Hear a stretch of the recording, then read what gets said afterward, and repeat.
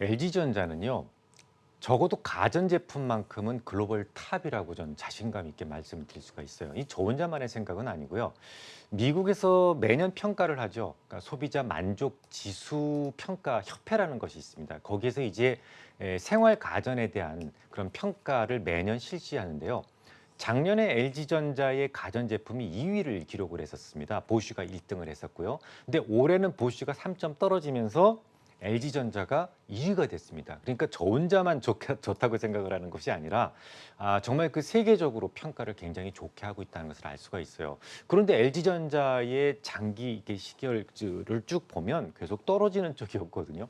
왜 그렇게 주가가 떨어졌느냐라는 부분을 좀 살펴보면 가전은 잘 만들어요. 그리고 잘 만들고 영업이익률도 아무리 글로벌 정말 탑 메이커라고 할지라도 두 자릿수 영업이익률을 기록하기 어려운데 LG전자에서의 가전제품은 두 자릿수가 가끔 나옵니다. 그 정도로 잘 만들고 잘 팔린다는 거죠. 그런데 어디서 망쳤느냐? 휴대폰이죠. 휴대폰. 과거에 초콜릿폰 아시죠? 뭐 프라다폰 아시죠? 다 LG전자에서 만들었던 것이거든요. 디자인 능력이나 아니면 뭐 여러 가지 부분에 대해서 누구한테도 뒤지지 않아요. 그럼에도 불구하고 지금 약세를 보이는 이유가 애플이 이제 스마트폰이라는 것을 딱 출발을 했을 때, 야, 누가 그 조그만 대로, 이런 그 노트북도 있는데 굳이 누가 조그만 대로 그런 인터넷을 찾아보고 그러겠느냐라는 생각으로 당시 노키아도 무시를 해버리고 LG전자도 무시를 해버리죠. 사실 LG전자가 스마트폰은 먼저 시작을 했었습니다. 근데 한 번 실패를 했던 경력도 있고 해서 무시를 해버리죠. 삼성전자는 그 당시 무시하지 않았어요. 그래서 그 당시에 1위부터 5위까지를 보면 뭐 노키아라든지 모토로라라든지 삼성전자, 소니 에릭슨, LG전자 이 5개 회사가 거의 경합을 벌이고 있었는데요. 모토로라 나갔죠. 그리고 이제 노키아도 이제 역사의 뒤안길로 사라져 버렸어요. 그나마 LG전자는 악으로 깡으로 버티고 있는데 이건 뭐 만들어 팔 만큼 계속 손해만 보는 그런 상황입니다.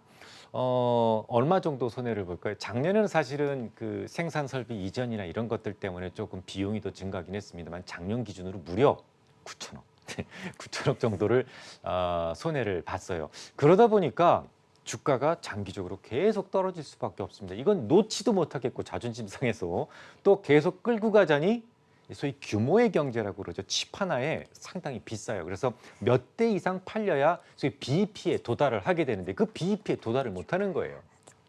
그래서 이제 LG전자에서 뭐 그럼 최근에 이제 강세를 보이는 이유를 좀 설명을 드리겠습니다. 지금까지 그런 이유 때문에 떨어졌던 거고 최근에 강세를 보이는 이유는 뭐냐면 그래서 이제 LG전자에서 결심을 합니다.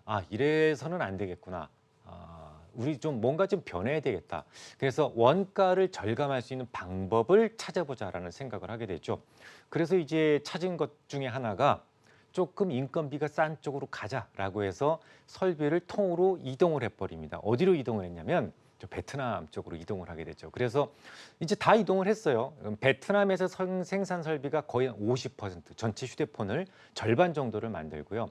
뭐 나머지 한 30%는 중국, 20%는 멕시코에서 만듭니다. 우리나라에서 만드는 게 아무것도 없어요.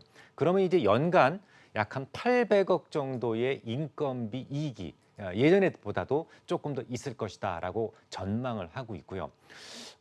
그리고 이제 그것뿐만 아니라 또 한 가지는 뭐냐면 매장을 가지고 있는 것은 비용이 많이 들어가니까 이걸 이제 인터넷 판매를 해서 좀 효율을 늘려보자라는 생각을 합니다. 뭐 이런 거 저런 거 합쳐서 조금 이제 다음부터는 예년 수준의 손실보다도 한 절반 수준까지 손실을 일단은 줄여보자. 이익 나자는 게 아니라 손실을 좀 줄여보자. 라는 생각을 가지고 있어요. 그래서 최근에 강세를 보이고 있는 것은 기저효과도 있겠죠. 그동안 이제 생산 설비를 이제 이전하는 과정에서 많은 비용이 좀 들어갔겠죠. 그래서 그런 비용과 관련된 부분들도 있었는데 하반기에 들어가면서 소위 베이스 이펙트, 기저 효과도 있을 수 있다라는 부분, 그리고 앞으로는 휴대폰 부분에서의 손실이 절반까지 줄어들 수 있다라는 기대 때문에 주가는 상승을 하고 있는 거예요. 이제 기술적 분석으로 보면 제 글을 한 번이라도 읽어보셨던 분들이라면 어디가 저항인지 아실 거예요.